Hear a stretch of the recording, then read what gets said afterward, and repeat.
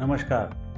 2 हफ्तों से ज़्यादा खांसी एक बीमारी का संकेत हो सकती है। ये सामान्य सर्दी नहीं होती। ये अस्थमा, एलर्जी, सीओपीडी, निमोनिया या टीबी का संकेत हो सकता है। अगर खांसी के साथ आपको सीने में दर्द है, कफ में खून आता है, शरीर पे चकत्ते के निशान हो जाते हैं, बुखार होता है, तो ये इसका निदान होना ज़रूरी है। जल्दी जाँच से परेशानियों से बचा जा सकता है।